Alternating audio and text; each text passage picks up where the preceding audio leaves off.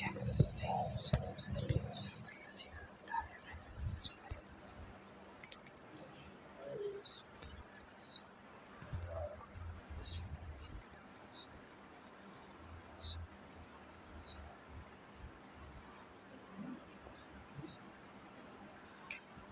حول ولا قوة إلا بالله العلي العظيم.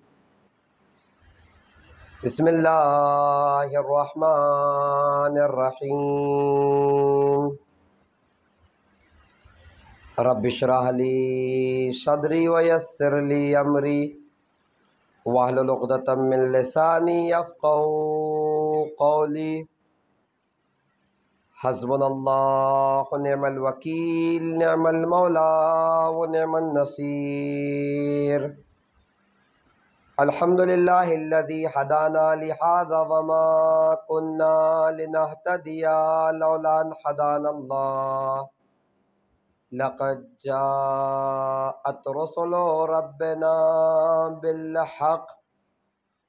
الصلاة والسلام وتحیۃ والاکرام علی نبینا المؤید ورسولنا المسدد المصطفى الامجد المحمود الاحمد حبیب الہ العالمین بالقاسم محمد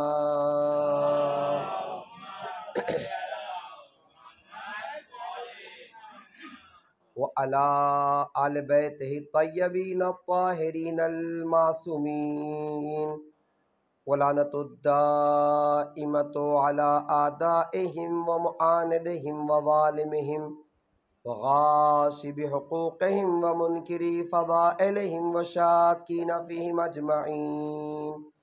اما بعد فقد قال تبارک وتعالی فی القرآن الکریم وفرقان الحمید. بسم اللہ الرحمن الرحیم. ربنا لا تزغ قلوبنا بعد إذ هديتنا وهب لنا من لدنك رحمة إنك أنت الوهاب.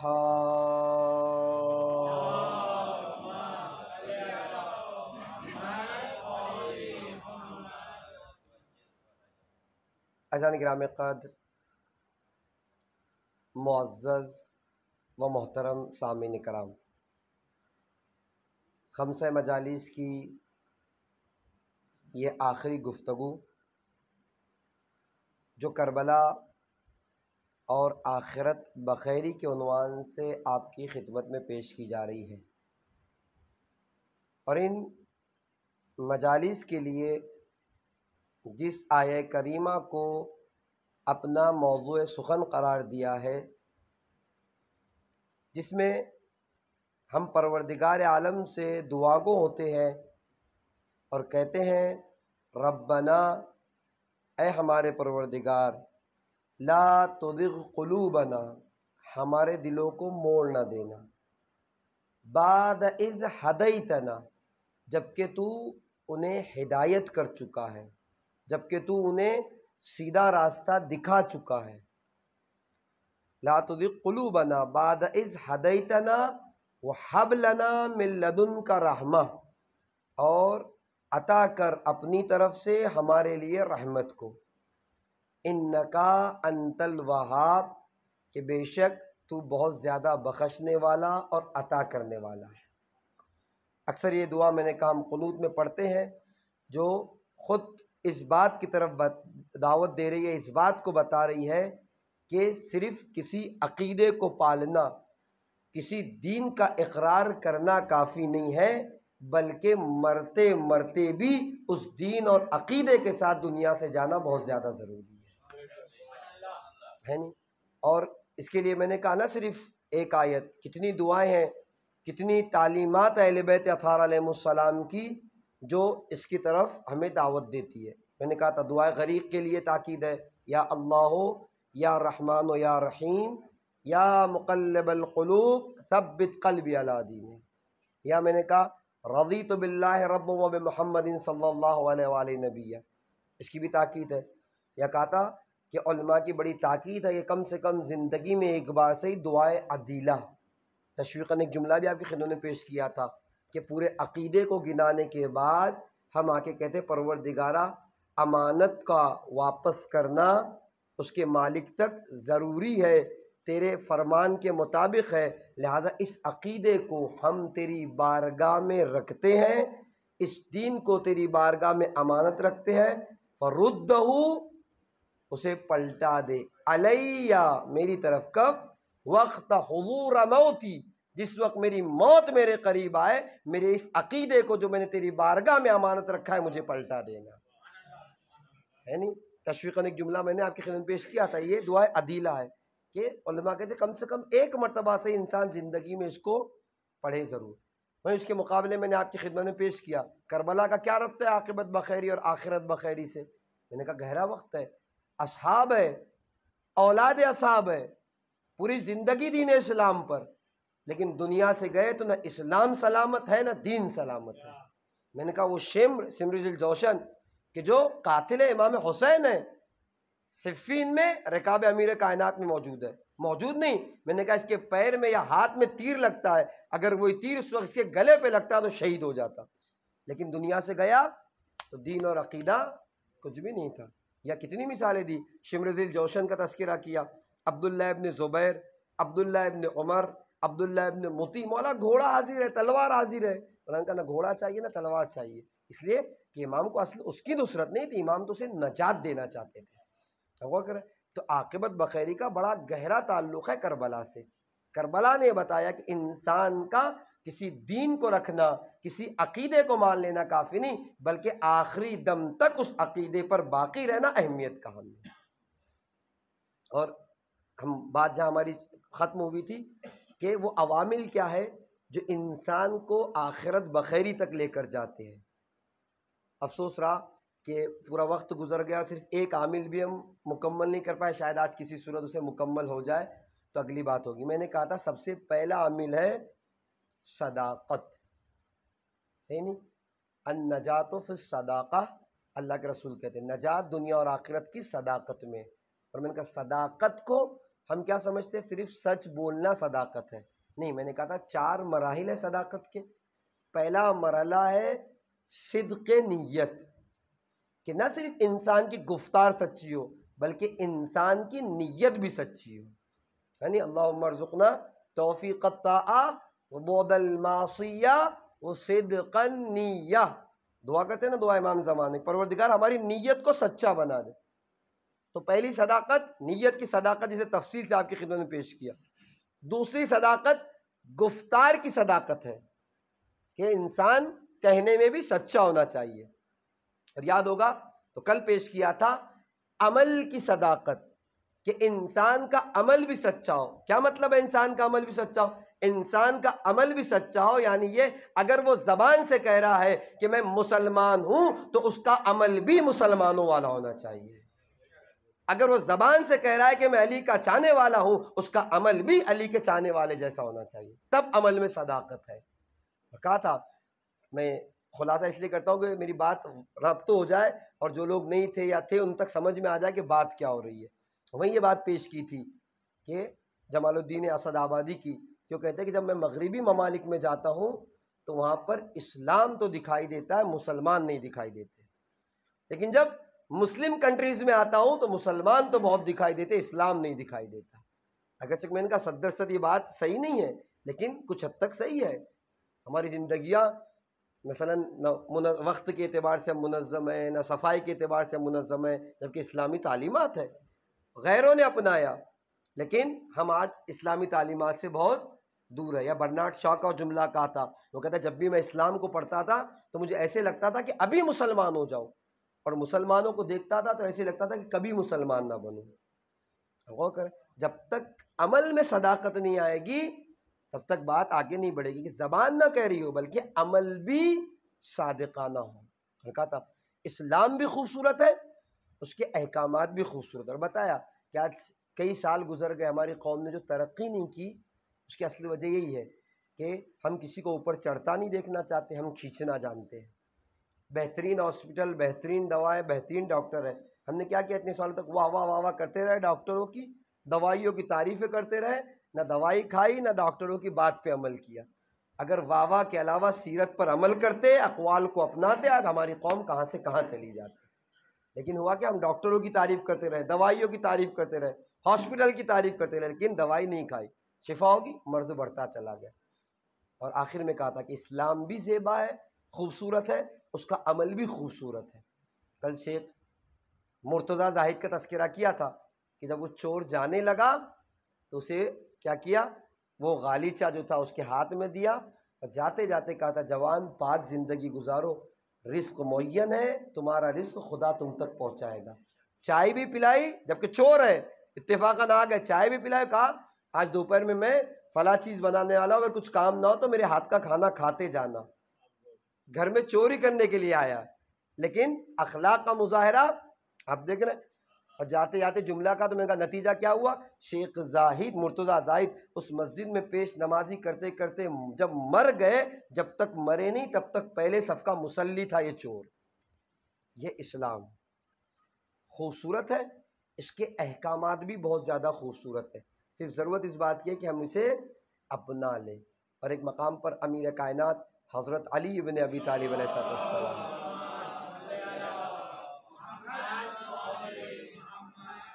مسلمان کے تعریف کرتے ہوئے کہتے ہیں نفسہ منہ فی انا والناس منہ فی راحہ، کہ مسلمان وہ ہے جو اپنے آپ کو تو مشکل میں ڈال سکتا ہے، یعنی اپنے آپ کو مشکل میں ڈالتا ہے اور لوگوں کو راحت پہنچاتا ہے، لوگوں کو مشکل کا سبب نہیں بنتا ہے۔ یعنی کسی بھی صورت ہو، چاہے وہ عبادت کی صورت ہو، چاہے وہ مجلس کی صورت ہو، چاہے وہ کسی اور صورت ہو۔ آپ دیکھیں واقعاً انسان جب بدلتا ہے اس کی زندگی بدلتی ہے۔ کل کہا تھا کہ اگر مجلسوں کے بعد قربت امام حسین میں اضافہ نہ ہو، اپنے اندر تبدیلی نہ ہو، تو سمجھنا رسم ازا پوری ہو گئی، حق فرش ازا پورا نہیں ہوا۔ کربلا انقلاب ہے، ہو جائے پڑھی جائے تو تبدیلی آنا ہی چاہیے۔ خیر آپ دیکھیں زندگی کیسے بدلتی ہے۔ قم کے ایک بزرگ شخصیت کے لیے یہ بات علماء میں مشہور ہے، وہ کہتے تھے کہ میں نے 3 دعائیں مانگی، اس میں سے 2 دعائیں قبول ہو گئی، اور اللہ کرے کہ میری ایک دعا بھی قبول ہو جائے۔ اچھا وہ ایک دعا ہے کیا کہ جس کی قبولیت کی بات کی جا رہی ہے؟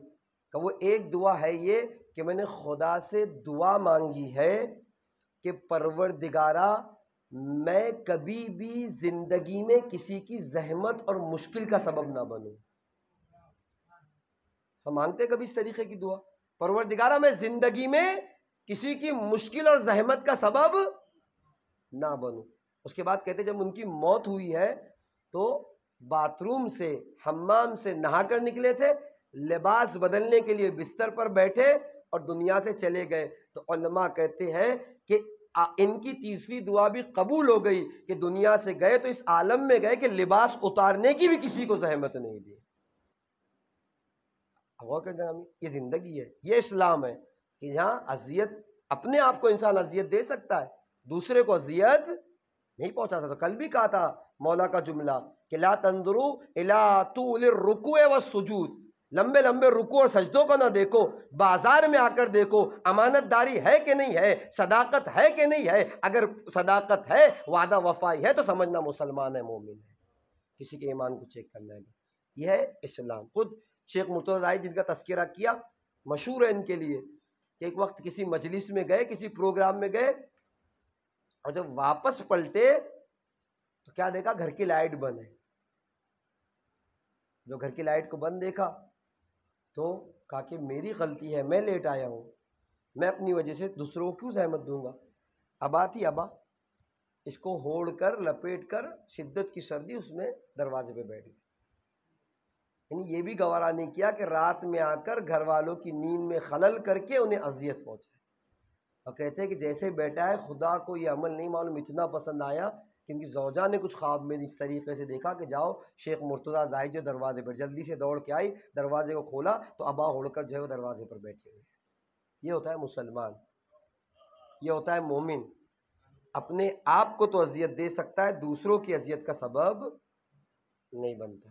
اور کہ جامی یہ انسان ہے جنگامی، یہ اسلام ہے کہ جس کی دعوت یہ ہے عمل کی صداقت، کہ انسان کے عمل میں صداقت آ جائے۔ اور کریں تو پہلا عامل کیا ہے؟ صداقت ہے۔ 4 مرحلے تھے، 3 مرحلے آپ کی خدمت میں پیش کیا۔ ایک مرحلہ بڑا تفصیل طلب ہے جس کو تفصیل سے پیش نہیں کر سکتا، کچھ وعدے کچھ عہد ہے جو بندے نے اللہ سے کی ہے، اہل بیت سے کہ اسے پورا کرنا چاہیے۔ جسے قرآن کہہ رہا ہے کہ من المؤمنین رجال صدقوا ما عہدوا منہم من قضی نحبہ ومنہم من ینتظر، لوگوں میں سے مومنین میں سے کچھ مومنین وہ ہے کہ جنہوں نے جو اللہ سے وعدہ کیا تھا اسے پورا کر دکھایا، اس میں سے کچھ وہ ہے جو اپنے وعدے کو پورا کر چکے ہیں، کچھ منتظر ہے جو اپنے وعدے کو پورا کرنے کا انتظار کر رہے ہیں۔ البتہ کہتے ہیں علماء کہ یہ آیت اصل کربلا والوں کے لیے کہ کچھ شہادت دے چکے تھے، کچھ شہادت کا انتظار کر رہے تھے۔ البتہ یہ تفصیل ہو جائے گی ورنہ اس کی صداقت آپ کی خدمت میں پیش کرتا۔ تو صداقت کے 4 مراحل ہیں کہ انسان کی نیت میں صداقت ہو، انسان کی گفتار میں صداقت ہو، انسان کے عمل میں صداقت ہو۔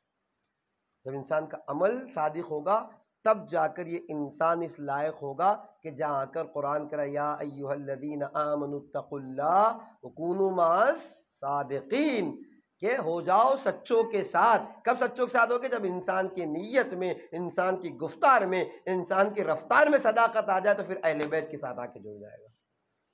یہ صداقت ہے جان جان، یہ پہلا عامل ہے۔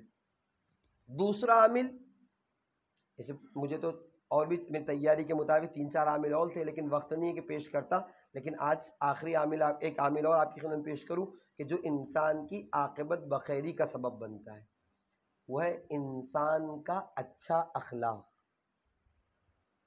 اس لیے کہ اگر انسان کا اخلاق اچھا نہ ہو تو حتیٰ کہ روایت ہے خود 5ویں امام محمد باقر علیہ السلام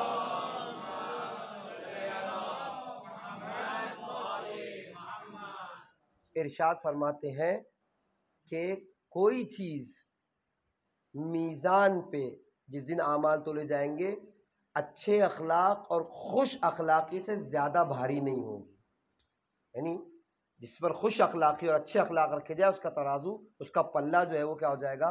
بھاری ہو جائے گا۔ یا اس کے لیے روایت ہے یا محمد و آل محمد پر صلوات کی اتنی فضیلت ہے کہ میزان بھاری ہو جائے۔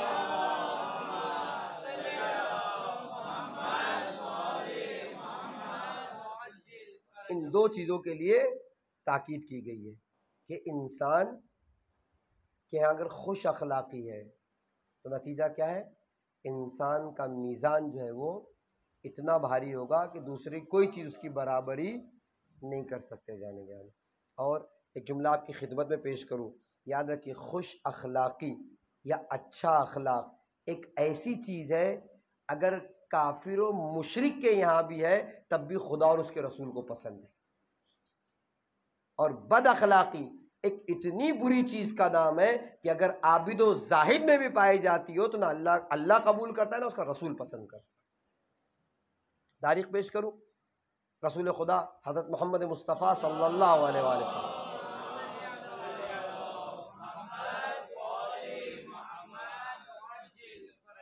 ایک جنگ کو فتح کر کے لے آئے، فتح کر چکے، اور کچھ اسیروں کو اپنے ساتھ لے آئے۔ اب ہونا کیا ہے؟ یہ وہ ہے جو مسلمانوں کے سامنے تھے، اسلام کے خلاف تھے، ان کو سزا دینی ہے، سولی دینی ہے کسی کی جو ہے وہ جس کی جو سزا ہے۔ اللہ کے رسول نے جب سزا دینے کا حکم دیا تو کہا کہ سب کو سزا دی جائے، لیکن اس شخص کو سزا نہیں ہے، معاف ہے۔ اس سے پہلے کہ کوئی اور پوچھتا یا رسول اللہ یہ کیوں معاف ہے، یہ بھی تو ہمارے ساتھ تھا، یا اصحاب میں کوئی پوچھتا اسے کیوں آپ بخشے، خود وہ انسان بول پڑا یا رسول اللہ کیوں میں معاف ہوں، بقیہ سب کو سزائیں دی جا رہی ہے جبکہ میں بھی ان کے ساتھ ہوں، میں بھی اسلام کے خلاف تھا، میں نے بھی مسلمانوں کو قتل کیا۔ اللہ کے رسول کہتے ابھی ابھی جبرائیل آئے تھے اور آ کر مجھ سے کہہ کر گئے ہیں کہ اس شخص میں 5 صفتیں ہیں، 5 اچھی صفتیں جس کی بنا پر اللہ یہ چاہتا ہے کہ آپ اسے معاف کر دیں۔ 5 صفتیں کیا ہے؟ کہ سب سے پہلی صفت اس کی سخاوت ہے، یہ دل اور ہاتھ کا بہت کھلا ہوا ہے، غریبوں کی مدد کرتا ہے، ضرورت مندوں کے دروازے تک پہنچتا ہے، ان کا خیال رکھتا ہے۔ دوسری صفت اس کی شجاعت ہے، اور میں اصل ہر کلمہ ایسا ہے کہ جس کی وضاحت چاہیے.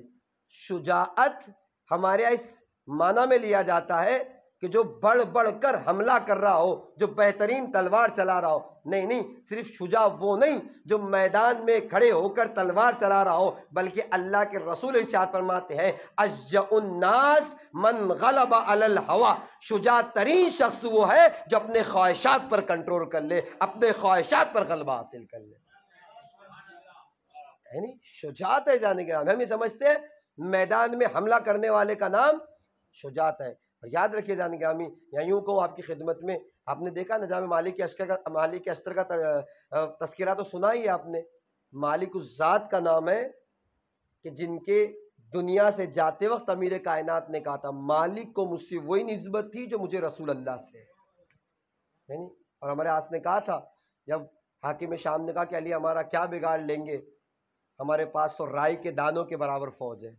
تو ہمارے آس نے کہا تھا کہ علی کے پاس مالک اشتر جیسا شتر مرغ ہے، سارے دانے چن لے گا. اب غور کر جامی، یہ کلمات ہے. اور ان مالک کے لیے تاریخ میں کیا لکھا؟ جنگ صفین ہے. حاکم شام کے خیمے تک پہنچ گئے.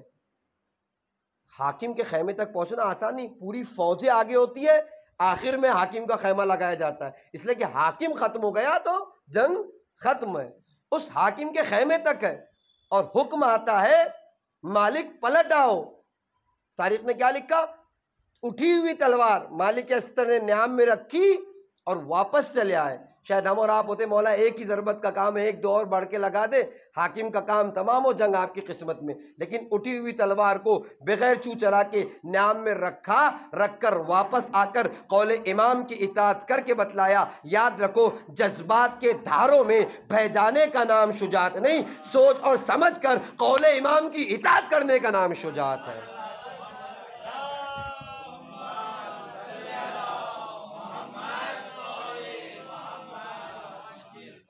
جانے گیا آج دین کی بات آتی ہے، دین جذبات اور احساس کا نام نہیں. ہمارا جوان سمجھتا ہے ہم نے اس کو جواب دے دیا، ہم نے اس کو کہہ دیا، ہم بہت بڑے بہادر سے. نہیں، شجاعت جذبات کے دھاروں میں بہنے کا نام نہیں. شجاعت دین اور قول امام کی اطاعت کرتے ہوئے قدموں کو بڑھانے اور تلوار چلانے کا نام ہے.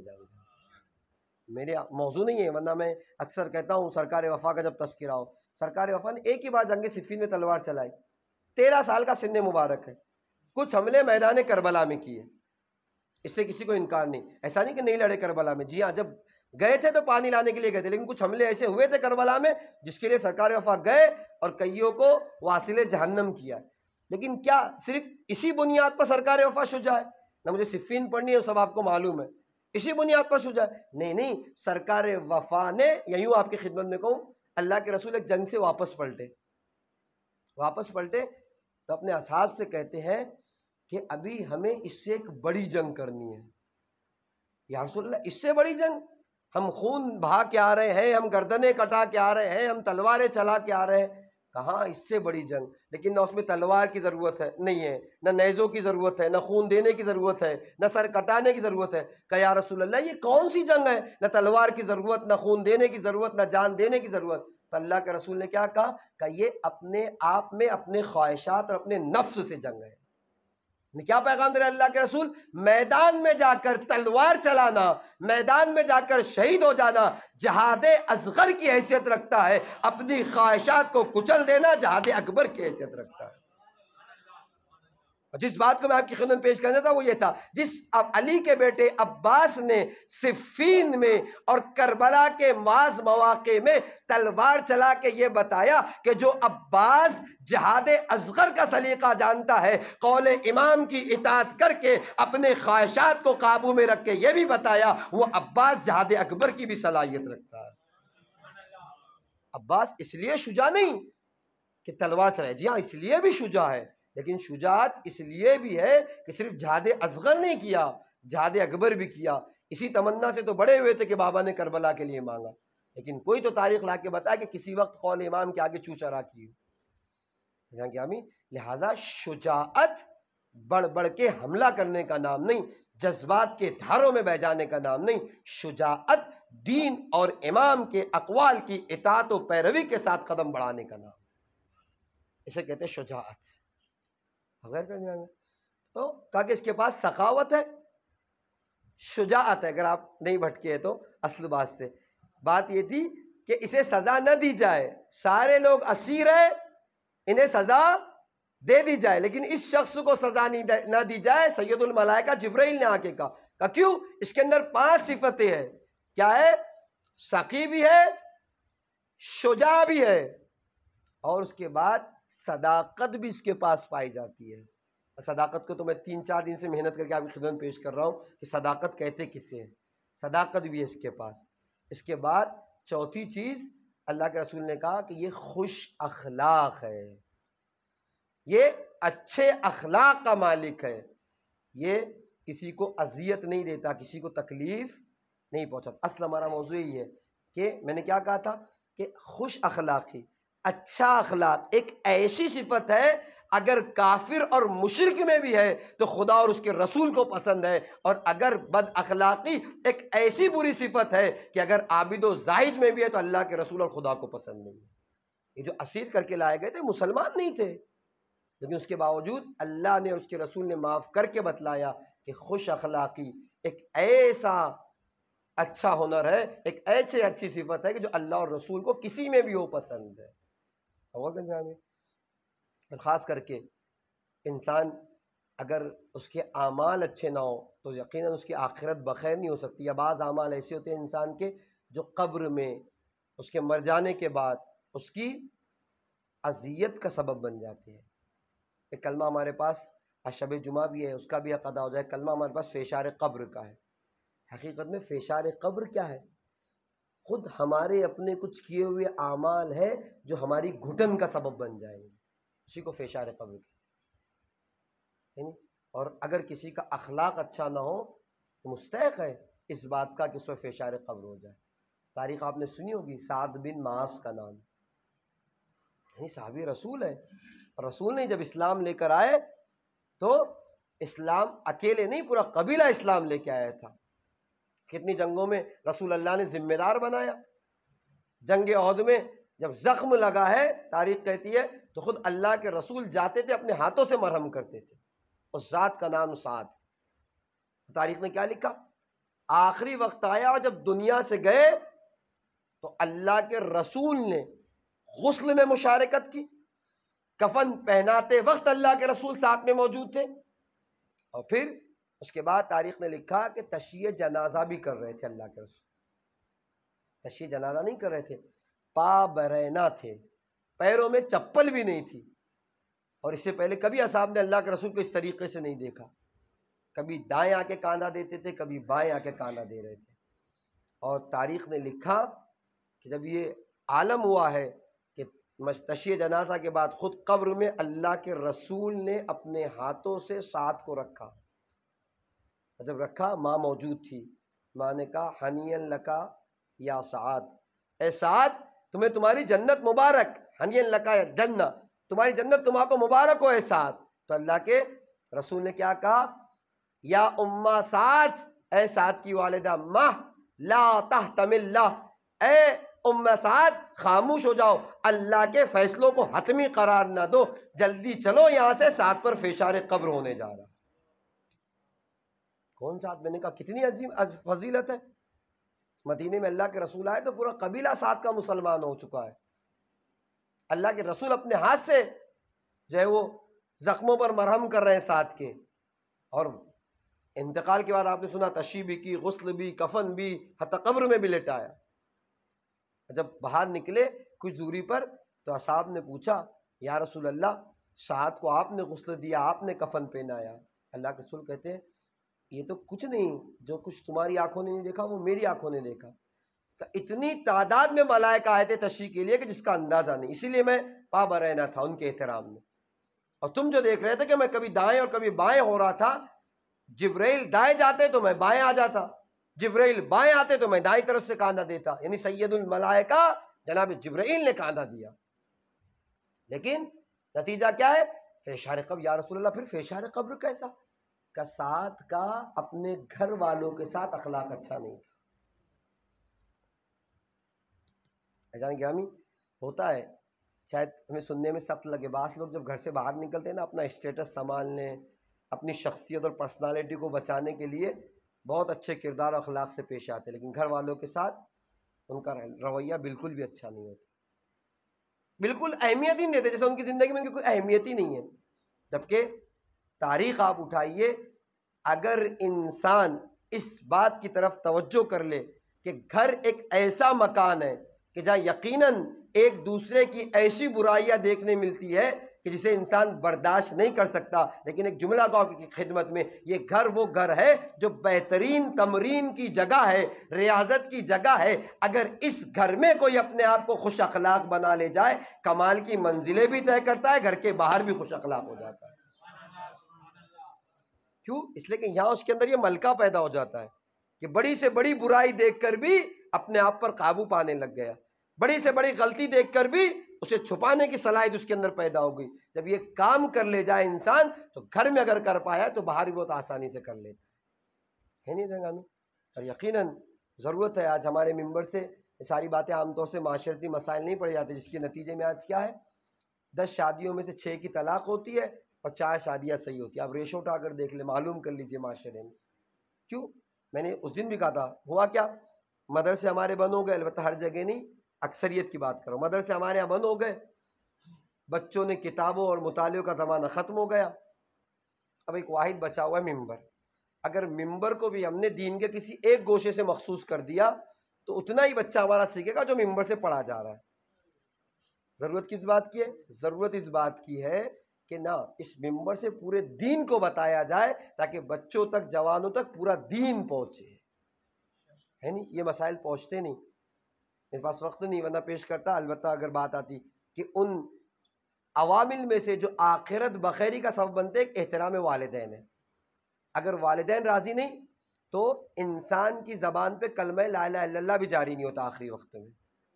باپ راضی نہیں تو تلقین پڑھتے وقت انسان کی زبان پہ تلقین کے کلمات کیا اور تلقین سمجھ میں نہیں آتی۔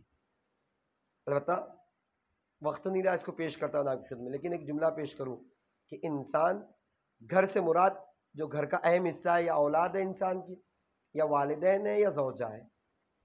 والدین پہ تو پھر بھی پڑھا جاتا ہے، لیکن زوجہ کے یہاں ہمارے یہاں کوئی تذکرہ نہیں ہوتا، جبکہ بہت فرق ہے۔ شریعت کیا کہتی ہے؟ 2 رکعت نماز آپ کی 70 رکعت کے برابر ہوگی، یوں تھوڑی شریعت نے کہا، اس کے پیچھے فلسفہ ہے۔ خیر آج موضوع نہیں ہونا پیش کرتا، لیکن ایک دو جو باتیں، ایک اگر جوان ہو، غیر شادی شدہ ہو، ٹھیک ہے نا، اگر غیر شادی شدہ ہے، ٹھیک ہے، رات رات بھر مسجدوں میں جاگے، ہو سکتا ہے اس کا جاگنا عبادت، رات رات بھر سبیلوں میں بیٹھنا عبادت، رات رات بھر جلسوں میں رہے، دوستوں کے ساتھ بیٹھا رہے، ہو سکتا ہے گناہ نہ کر رہا ہو کسی اس کام میں، لیکن اگر اس نے شادی کر لی ہے تو اس کی ذمہ داری یہ ہے کہ وہ کچھ وقت اپنے گھر والوں کے ساتھ بھی بتائے۔ اور میں آج روایت دیکھا تھا 5 امام سے کہ جتنا انسان اپنے بچوں اور گھر والوں کے ساتھ وقت گزارتا ہے، اللہ اتنے ہی محبت میں اضافہ کر دیتا ہے۔ یعنی خود امیر کائنات کی سیرت میں، امیر کائنات شہزادی کے لیے ہے کہ بچوں کو لیتے تھے اور وہ باغ جہاں امیر کائنات کام کیا کرتے تھے جاتے تھے، ساتھ میں بیٹھ کے غذا کھاتے تھے، اور غذا کھانے کے بعد جو ہے وہ تفریح کرتے تھے، وہ تفریح جو جائز تفریح ہے نہیں۔ لیکن آج ہمارے معاشرے میں، ہماری سوسائٹی میں نہیں جانے گرامی، ہم تو ایک وقت ہے پوری پوری رات گزارتے ہیں، گھر والوں کا حق ادا نہیں کرتے، مثلا بیوی بچوں کے پاس بیٹھ کر وقت نہیں لگاتے، اور پھر لڑائی جھگڑا ہوئے تو ہم پر اعتراض بھی ہے، جبکہ اسلام نے کبھی بھی اسے قبول نہیں کیا جائے گا، قبول کیا کبھی قبول نہیں کیا۔ آپ دیکھیں زید بن سوہان، نام آپ نے ایک نام سنا ہوگا، مشہور نام ہے ساسا بن سوہان، البتہ بہت مشہور نام ہے، نہیں معلوم آپ نے سنا کہ ان کی ایک روایت بہت زیادہ مشہور ہے، عام طور سے پڑھی بھی جاتی ہے فضائل کے مرحلے میں۔ کب کی روایت ہے؟ 19 رمضان کو جب امیر کائنات کے فرق مبارک پر تلوار لگی ہے اور اصحاب دروازے پر آ کر بیٹھے، مولا حسن نے دروازے کو کھولتے ہیں، دیکھتے اصحاب بیٹھے ہوئے، کہا بابا کی ایسی کوئی حالت نہیں کہ ملاقات کر سکے، آپ لوگ اپنے اپنے گھر چلے جائیں۔ سارے اصحاب چلے گئے، ساسا بن سوان ابھی بھی بیٹھے ہوئے۔ دوبارہ کسی کام سے مولا حسن نے دروازے کھولا، ساسا ابھی بھی بیٹھے ہوئے۔ کہ ساسا آپ گئے نہیں؟ کہتے ہیں مولا یہ تو بتائیے کہ ہمارے آقا و مولا کے چلے جانے کے بعد ہم جائیں تو کہاں جائیں؟ قدم نہیں اٹھ رہے کہ کہیں اٹھ کر چلا جاؤں یہاں سے۔ جا کے بابا سے بیان کیا، امیر کائنات نے کہا کوئی بات نہیں، ساسا کو میرے پاس آنے دو، کچھ دیر میرے پاس آئے تاکہ مطمئن ہو جائے۔ جب اجازت ملی اور مولا کے پاس گئے تو کا قدم نہیں اٹھ رہے، مولا کیسے جاتا، اور کچھ سوالات بھی ہے، مولا نے کہا بیان کرو۔ تو ساسا بن سہیل، البتہ روایت آپ کی سنی ہوئی ہوگی، میں زیادہ طول نہیں دینا چاہتا، بس اشارہ کر کے گزر رہا ہوں۔ تو ساسا نے پوچھا تھا مولا یہ بتائیے آپ افضل ہے یا جناب آدم افضل ہے نہیں؟ تو امیر کائنات نے کہا تھا اگر کوئی شخص، البتہ میں اس کو قصد کر کے نہیں آیا تھا، میں اس کا عربی متن بھی آپ کی خدمت میں پیش کرتا، بس سمجھانے کے لیے بات آئی تو پیش کر دوں۔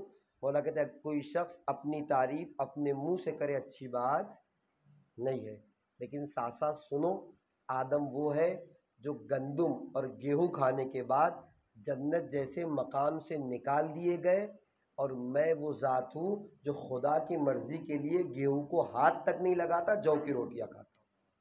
البتہ جو اہل منبر پڑھتے ہوئے پڑھتے ہیں کہ آدم وہ ہے جو گندم کھانے کے بعد جنت سے نکال دیے گئے، اور ہم وہ ہے جو روٹیاں بیچ کے جنت خرید لیا کرتے، لیکن میں نے خود اپنی آنکھوں سے اس فقرے کو نہیں دیکھا، جو فقرہ میں نے دیکھا ہوں آپ کی خدمت میں پیش کر رہا ہوں۔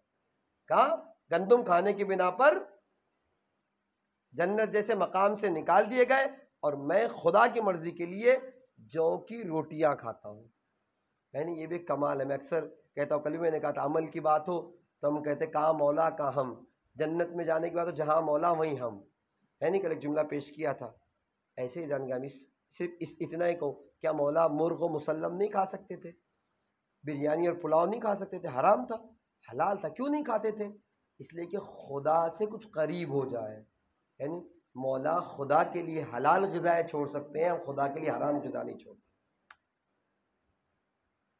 اگر شریعت آ کہ یہ حرام ہے، یہ صحیح نہیں، وہ صحیح نہیں، وہ علی جو حلال غذاؤں کو ہاتھ نہ لگائے، ہم حرام غذائیں چھوڑنے کے لیے تیار نہیں۔ کہ آدم وہ کہ جو جنت جیسے مقام سے نکال دیے جائے، اور ہم وہ ہے کہ جو خدا کی مرضی کے لیے گیہوں کو ہاتھ نہیں لگاتے۔ کہ مولا آپ افضل یا جناب نو افضل؟ غور کے ساتھ ساتھ پھر مولانا کا اپنی تعریف کو اپنے منہ سے کرے اچھی بات نہیں، لیکن اما بنعمت ربک فحدث، اگر خدا نے کوئی نعمت دی ہے تو اس کا اظہار بھی ضروری ہے، لہذا سنو، نو وہ ہے کہ جب تبلیغ کرتے رہے اور قوم والے نہ مانے تو ایک منزل پر آ کر ہاتھوں کو اٹھایا اور بددعا کی، پروردگارہ اس قوم پر عذاب نازل کر دے، لیکن اے ساسا سنو، میں وہ ہوں کہ بعد رسول امت نے مجھے اتنا ستایا لیکن میں علی تھا کہ بددعا کے لیے ہاتھ تک نہ اٹھایا۔ ساسا خاموش نہیں ہوئے، کہ مولا آپ افضل ہے یا ابراہیم علیہ السلام علی نبینا وعلی افضل الصلوۃ والسلام؟ کہ سننا چاہتے ہو؟ کہ ابراہیم ہے، قرآن ان کے لیے کہہ رہا ہے کہ پروردگار سے پروردگارہ بتا دے کہ کیسے تو مردوں کو زندہ کرتا ہے۔ قرآن اولم تؤمن، کہ ایمان نہیں رکھتے؟ جناب ابراہیم نے کیا کہا؟ ایمان تو رکھتا ہوں، لتطمئن قلبی، میرے دل کے اطمینان کے لیے میں دیکھنا چاہتا ہوں کہ تو مردوں کو زندہ کیسے کرتا ہے۔ کہ ابراہیم وہ ہے جو مردوں کو زندہ ہوتا دیکھنا چاہتے ہیں۔ علی اس ذات کا نام ہے، لو کشف الغطاء مزددت یقینا، علی اس ذات کا نام ہے کہ علی کی آنکھوں سے سارے پردے اٹھا دیے جائے تو علی کے یقین میں ذرہ برابر اضافہ نہیں ہوگا، علی کے یقین میں ذرہ برابر۔ ساسا خاموش نے کہا مولا آپ افضل ہے یا موسیٰ؟ تو امیر کائنات کہتے ہیں کہ سنو، جب دربار فرعون میں جانے کی بات آئی تو جناب موسیٰ نے کہا تھا پروردگارہ میرے ساتھ میرے بھائی ہارون کو دے دے، ان کی زبان فصیح ہے، میرے لیے سہارا ہو جائیں گے، اور اس طریقے سے اپنے ساتھ اپنے بھائی کو لے کر گئے۔ لیکن جب سورہ برات کو پہنچانے کی بات آئی مکہ و مشرکین مکہ کے درمیان، اور اللہ کے رسول نے مجھے بھیجا تو میں یکو تنہا گیا تھا، کسی کو ساتھ لے کر نہیں گیا تھا، اور میں نے سورہ برات کی تلاوت کی۔ مولا آپ افضل ہے یا عیسیٰ؟ ہے نہیں؟ تو امیر کائنات نے کہا سازا سننا چاہو گے؟ میں افضل ہوں۔ دلیل کیا ہے مولا؟ کہ دلیل یہ ہے کہ جب جناب عیسیٰ کی ولادت کا وقت آیا ہے تو پروردگار کی آواز آئی ہے گھر سے بیت مقدس سے باہر نکل جاؤ، یہ ولادت کی جگہ نہیں عبادت کی جگہ ہے۔ احساسا عیسیٰ وہ ہے کہ جن کی ولادت کے وقت ان کی ماں کو خانہ خدا سے باہر نکال دیا جاتا ہے۔ علی الذات کا نام ہے کہ جب میں ماں کے شکم میں ہوں اور ولادت کا وقت قریب آیا اور میری والدہ خانہ خدا کے قریب گئی، دعا مانگی، پروردگارہ تیرا واسطہ، اس بیت کا واسطہ، معمار خدا کا واسطہ، میری مشکل کو آسان کر دے۔ خانہ خدا کی دیوار نے کھل کر میری ماں کو جگہ دے کر بتایا عیسیٰ وہ ہے جن کی والدہ کو نکالا جا رہا ہے، میں وہ ہوں جن کی والدہ کو بلایا جا رہا ہے۔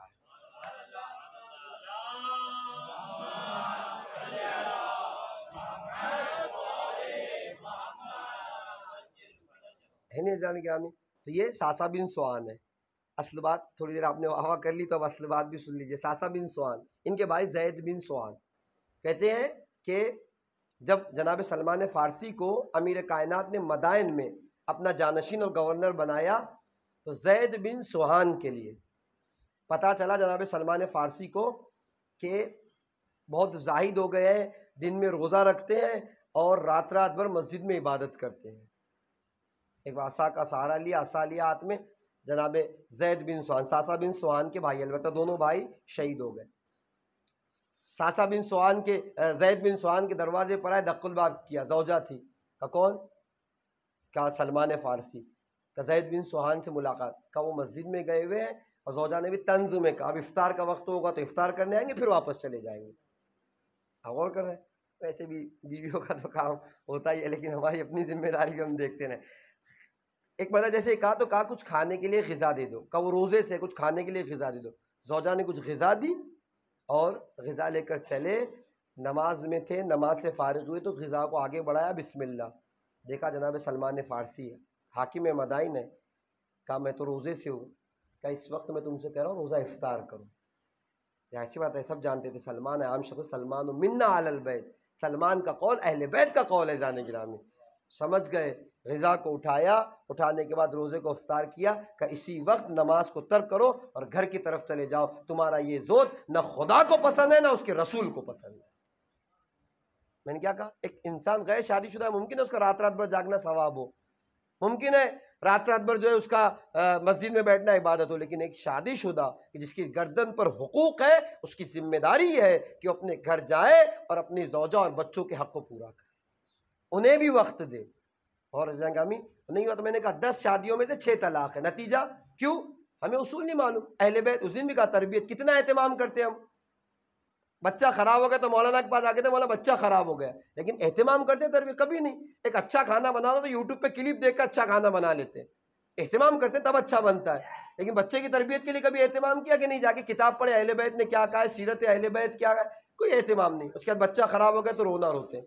ایسے ہی ازدواجی زندگی کے لیے، شادی شدہ لائف کے لیے کبھی اہتمام ہی نہیں کیا، کوئی کتاب اٹھا کے پڑھی نہیں، کسی سے کچھ معلوم ہی نہیں کیا۔ اب جب طلاق ہو گئی تو طلاق ہو گئی، کیا کریں، ہماری زندگی میں مشکلات ہیں، اب نہیں ہوگی تو کیا ہوگی؟ جب دین اور شریعت پہ معاملات نہیں ہوں گے تو طلاق کے علاوہ ہوتا بھی کیا ہے اس کے علاوہ؟ غور کر جانے لہذا ضرورت ہے ان باتوں کی کہ ان باتوں کو ہم جانیں، اور جب نہیں جانیں گے تو ظاہر سی بات ہے جھگڑے ہوں گے، اختلافات ہوں گے۔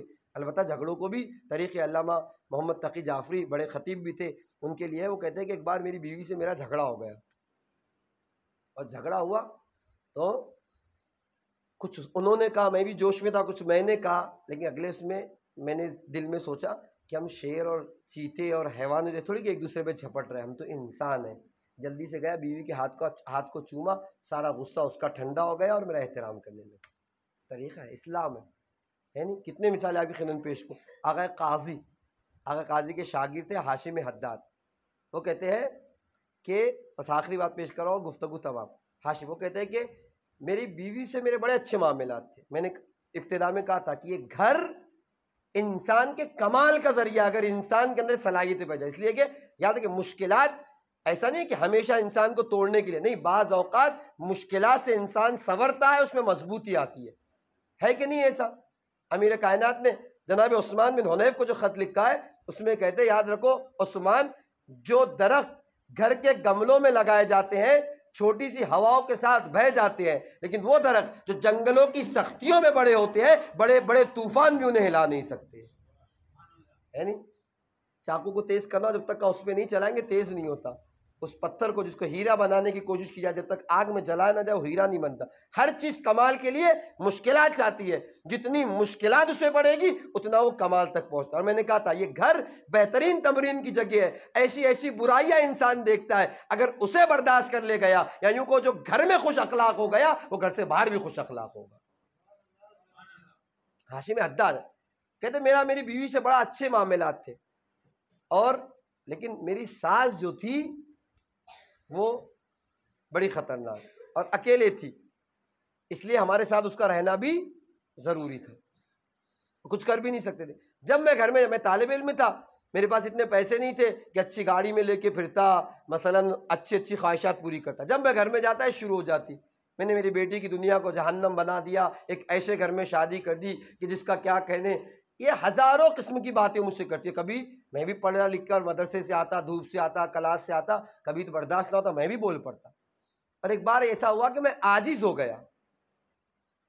گیا تو میں نے سوچا کہ ایک کام کرتے ہیں، بیوی کو طلاق دے دیتے ہیں، مسئلہ ہی ختم ہو جائے۔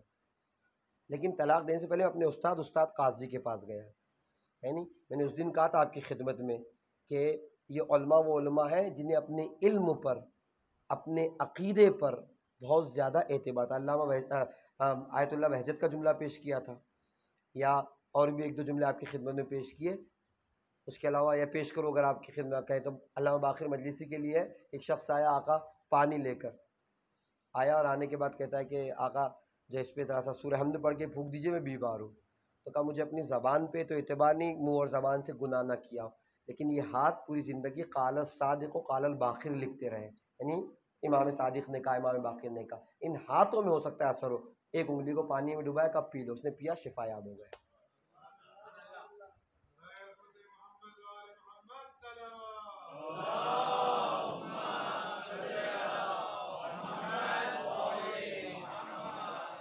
اب غور کریں، یا اس دن کہا تھا کہ انہوں نے کہا کہ میں فلاں کا شاگرد پروردگار، ایسی مصیبت میں، یعنی اتنا ان کو اعتبار اپنے سے۔ خیر آگے قاضی کے پاس نجف میں، میں اپنے استاد اخلاق قاضی کے پاس گیا، میں نے ان سے کہا، انہوں نے کہا بیوی سے جھگڑا ہے؟ کہ نہیں بیوی سے تو بہت اچھی ہے، کہ ساس کا مسئلہ ہے۔ کہ شاید اللہ تمہیں چاہتا ہے کہ اسی گھر سے بلند مقام عطا کرے، کچھ دن صبر کر کے دیکھو۔ ان کی بات تھی، ہو گئے۔ کہتے کہ روز آتا تھا، ان کی ٹیپ شروع ہو جاتی تھی، میں سنتا تھا۔ ایک بار میں گھر میں داخل ہوا تو ساس گھر کے باہر، گرمی کا زمانہ تھا، ہاؤس پہ بیٹھی ہوئی تھی، اور وہ کہتے کہ میں جیسی گھر میں داخل ہوا تو انہوں نے بولنا شروع کیا جیسے وہ بولتے ہیں۔ مجھ سے برداشت نہیں ہوا، میں فوراً بغیر کچھ بولے ہوئے، ہمیشہ بول دیتا تھا، بغیر کچھ بولے ہوئے واپس آ گیا۔ اب جب میں گھر سے باہر نکلا تو مکاشفے کا عالم تھا، میری نگاہ میں دو ہاشم حداد تھے، ایک وہ جو سیاہ ہے، کسی کے ٹوکنے پر، کسی کے بولنے پر فوراً جواب دے دیتا تھا، ایک میں ہاشم ہوں جو صاف اور شفاف ہوں کہ کوئی برائی بھی کرے تو اس کے ساتھ میں اچھائی کرنے کے لیے تیار ہوں۔ اس دن کے بعد سے میری زندگی پوری بدل گئی۔ میں اسی وقت گھر میں واپس پلٹا، اور پلٹنے کے بعد ان سے معافی مانگی اور کہا تمہیں جو کہنا ہے کہو، میں تمہارے سامنے حاضر ہوں۔ اس کا نتیجہ یہ ہوا کہ ساز بھی سمجھ نہ پائے کہ یہ ہو کیا رہا ہے۔ وہ کہتے تھے کہ تم نے میری زندگی بنا دی، وہ یہ دیکھتی رہے گی کہ ہوا کیا، معاف کیا، اور ہماری زندگی سلیقے والی زندگی ہو گئی، اور میری زندگی میں ایک نیا باب کھل گیا۔ اس گھر نے کمال پہ پہنچا دیا۔ حقیقت بھی ہے جنگ، البتہ سخت ہے بعض چیزیں، لیکن اگر انسان اپنا لے تو کمال کی منزل ہے۔ اللہ کے رسول تشریف فرمائے، مولا کائنات ہے، یا علی اگر آپ کے ساتھ کوئی برا کرے تم کیا کرو گے؟ کہ یا رسول اللہ میں اس کے ساتھ اچھا کروں گا۔ کہ علی پھر وہی شخص برائی کرے؟ کہ یا رسول اللہ پھر میں اس کے ساتھ اچھائی کروں گا۔ کہ پھر برائی کرے؟ کہ یا رسول اللہ پھر اچھائی کروں گا۔ 3 مرتبہ اللہ کے رسول نے کہا، اور امیر کائنات نے ایک ہی جواب دیا، تو اللہ کے رسول کہتے یا علی معاملہ کیا ہے، ماجرا کیا ہے؟ وہ برائی پر برائی کیے جا رہا ہے اور تم ہو کہ اس کے ساتھ اچھائی پر اچھائی کرنے کے لیے تلے ہوئے ہو۔ تو امیر کائنات نے کہا یا رسول اللہ وہ برا ہو کر اپنی برائی نہیں چھوڑ سکتا، تو میں اچھا ہو کر اپنی اچھائی کو کیسے چھوڑ دوں؟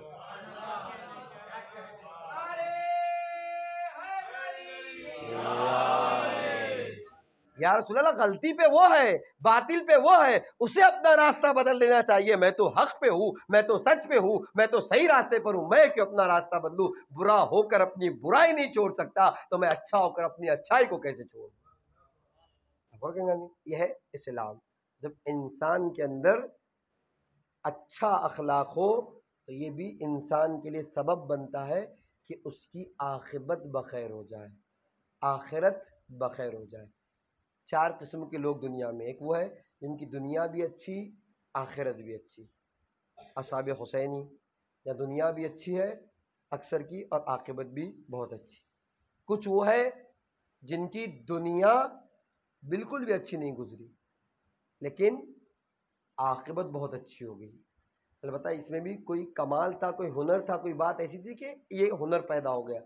اس کے لیے مثال جناب حر کی مثال، دنیا غلط عقیدے کے ساتھ، غلط باتوں کے ساتھ گزری لیکن دنیا سے گئے تو عاقبت بخیر تھے، ہے نہیں؟ البتہ ہمارے بات کہی جاتی ہے کہ نماز کب پڑھی اور پڑھی جانے کسی کو دائرہ اسلام میں آنے کے بعد دیکھا جاتا ہے، اس کے پہلے اس کے عمل سے ہمیں کوئی ربط نہیں۔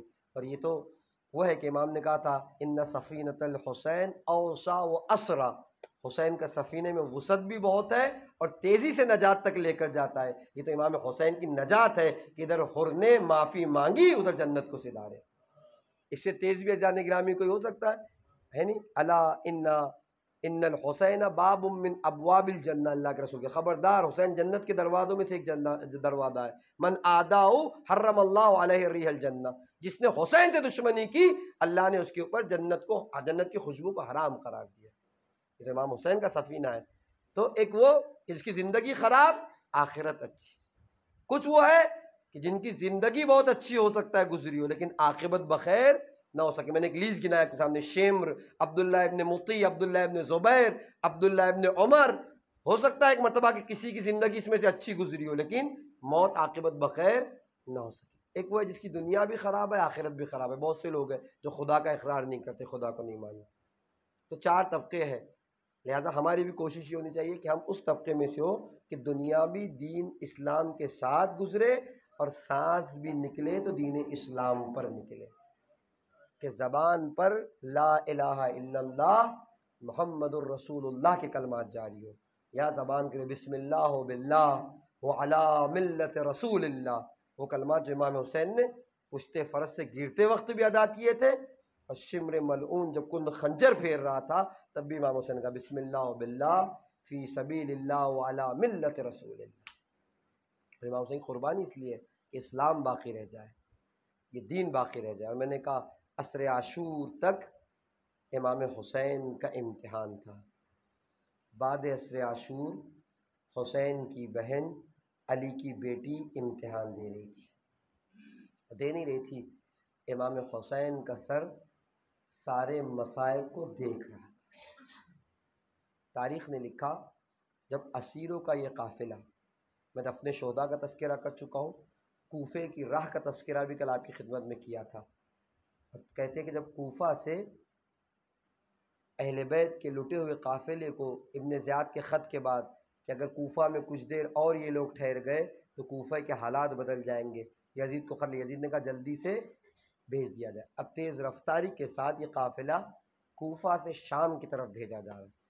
قافلہ چلا تو صحیح، جب چلا تو رات ہو گئی، اور جب رات ہوئی تو چونکہ کوفہ سے بہت قریب تھے، ابھی کوفہ میں ابھی بھی امکانات ہے کہ کوفہ کے کچھ لوگ آ کے حملہ کریں اور سروں کو لے لیں اور اسیروں کو ہم سے واپس لے لیں۔ انہیں سر لے جا کر انعام لینا تھا، کہ نہیں رات میں سفر نہیں کریں گے، کہ کیا کرتے ہیں کہ کہیں چل کے ٹھہرتے ہیں۔ جب ڈھونڈنا شروع کیا تو ایک روشنی دکھائی دی، اس روشنی کے پیچھے گئے تو کیا دیکھا کہ ایک عبادت خانہ ہے، بیا ہے جہاں عیسائی لوگ عبادت کرتے ہیں، ایک پادری ہے، اس کے کچھ شاگرد ہیں وہاں عبادت کرتے تھے۔